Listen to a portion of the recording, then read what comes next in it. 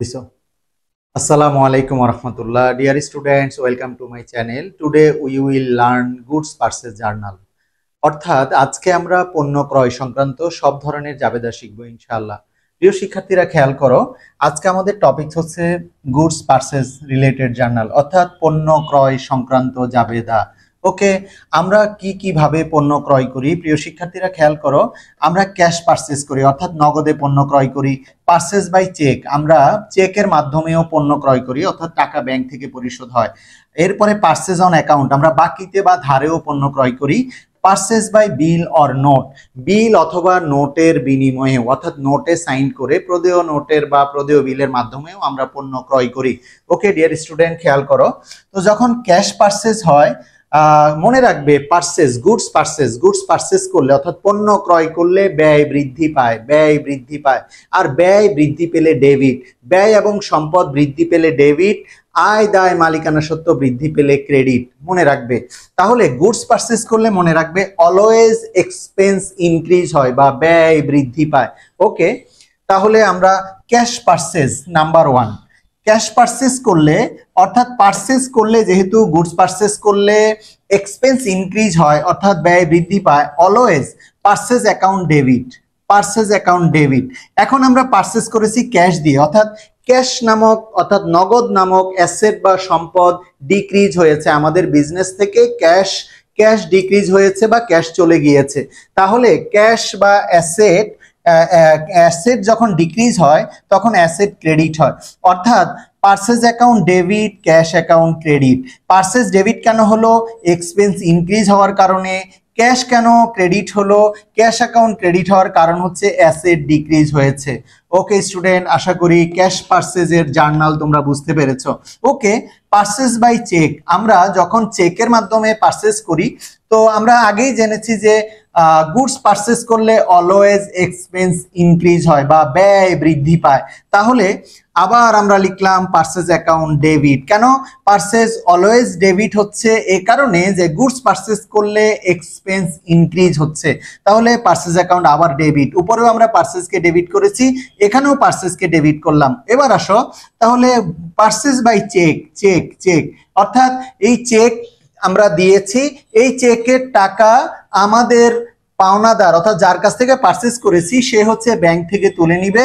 তাহলে আমাদের ব্যাংক অ্যাকাউন্টের টাকা ডিক্রিজ হবে বা হ্রাস পাবে বা কমে যাবে। তো ব্যাংক সম্পদ যখন কমে যাবে তো সম্পদ ক্রেডিট হবে। অর্থাৎ 2 নাম্বার পারচেজ বাই চেকের জার্নাল বা চেকের মাধ্যমে পণ্য ক্রয়ের জার্নাল বা জাবেদা হচ্ছে purchase account debit, bank account credit.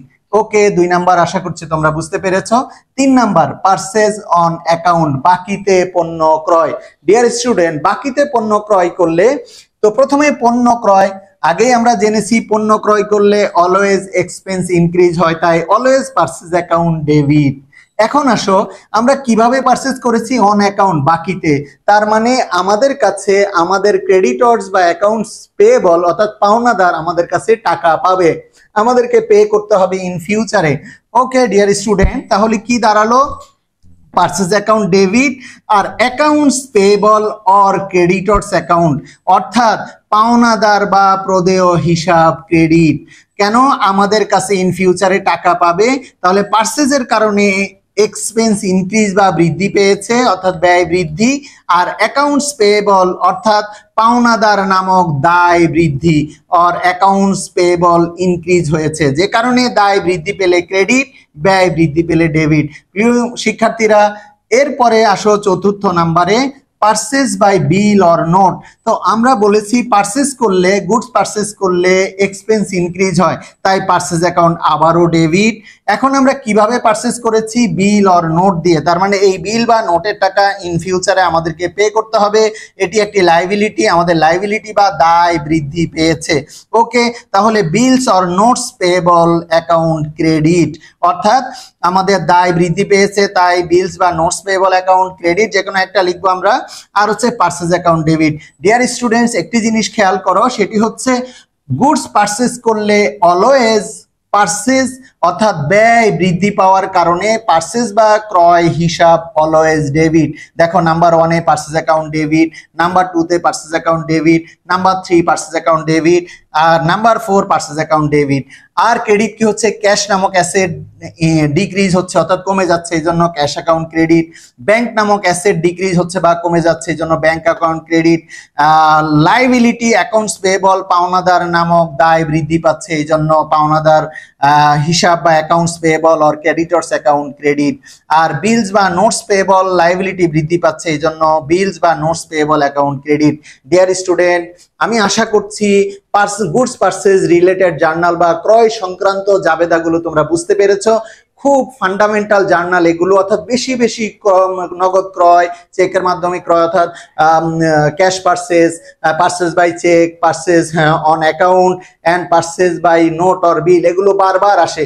Deer student, I hope তোমাদের গুডস পারচেজ রিলেটেড জার্নালের সমস্যার সমাধান হলো। ওকে, নেক্সট কোনো ভিডিও নিয়ে আবার তোমাদের সাথে দেখা হবে। আল্লাহ হাফেজ।